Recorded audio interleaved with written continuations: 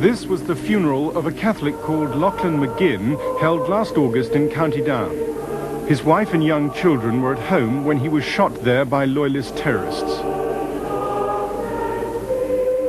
Lachlan McGinn was Northern Ireland's victim number 2,754. But his murder stands out from many others, first for the savagery that followed it.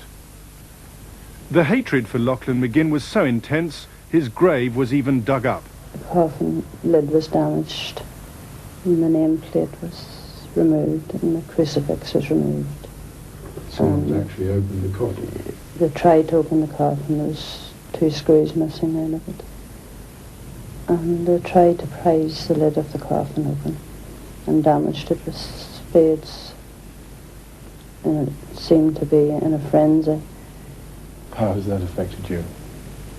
Just devastatingly. Broke my heart.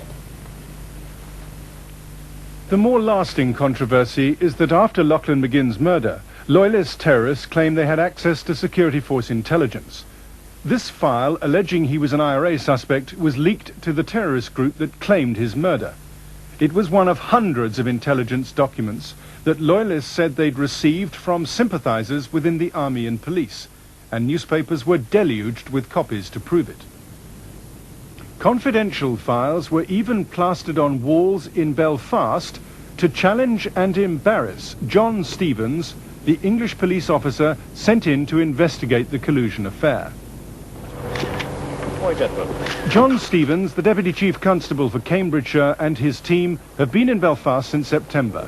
His report, due next month, is eagerly awaited by Catholics. You say how impartial or how thorough the investigation will be? Be totally impartial, I can assure you. Catholic suspicions of collusion have had little proof until now. These revelations that they were in collusion with the Protestant assassins, of course, is devastating, because the Catholic community say, well, who is going to protect us? And the answer some people might give to that is the Provision IRA, which is a total disaster. Father Dennis Fall echoes the views of many moderate Catholics in Northern Ireland today. Let us proclaim the mystery of faith. He has fought hard to persuade his community to support constitutional politics rather than the IRA. The security forces are predominantly Protestant. Catholic confidence in these forces is at the heart of the policing problem in Northern Ireland, where the communities are so sharply divided. If you don't have confidence in something, you have fear. And there is that fear presence amongst the Catholic nationalist people in Northern Ireland. And where you have fear, you have the best and the strongest breeding ground for terrorist activities. But I agree with you. I agree with you that the confidence of the nationalist community in the security forces is of critical importance, and we attack it on a very broad front. Catholics have, however, heard this kind of assurance from secretaries of state before. And their faith in the impartiality of the security forces is not likely to be restored by next month's report into the leaks affair by John Stevens. That report is expected to show that many of the leaks to loyalist terrorists have come from one branch of the security forces, in particular, the Ulster Defence Regiment. Panorama has conducted its own investigation into the UDR. And our investigation shows that the government's claim the regiment acts in an even-handed way isn't always borne out. Londonderry before Christmas. Once again, the loyalists were on the march, among them a few off-duty UDR men. Almost all UDR soldiers are Protestants, many from the loyalist working class.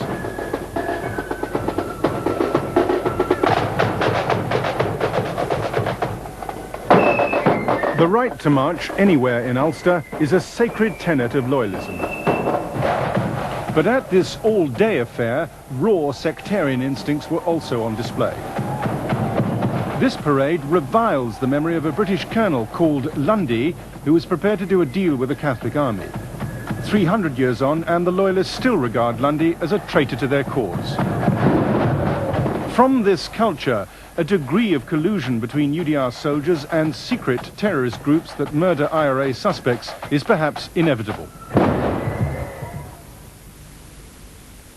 While in the UDR, this man was convicted of being a member of the most violent of the Loyalist terrorist groups, the Ulster Volunteer Force, or UVF.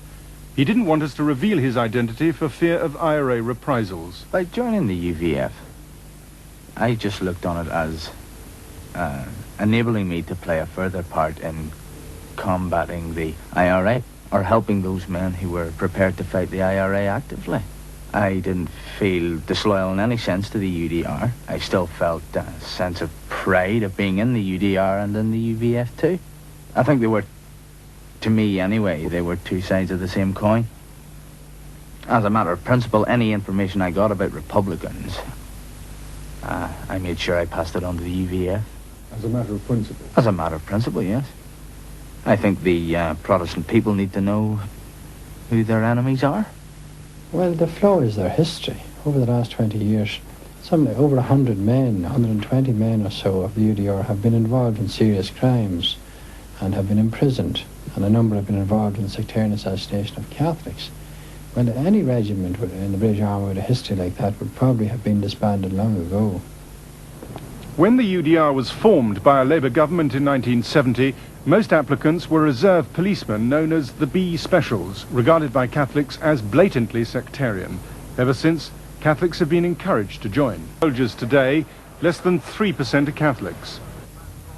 Catholics were driven out mainly because they were targeted by the IRA, but also by the sectarianism of some Protestant soldiers. The UDR is better trained than it was. It's taken over most of the routine security work from the regular army. Zero, this Yankee 10 Alpha, over. Yankee 10 Alpha, roger. A vehicle checkpoint now. But for most Catholics, the vehicle checkpoint provides the main point of contact with the UDR. It's also the main point of friction.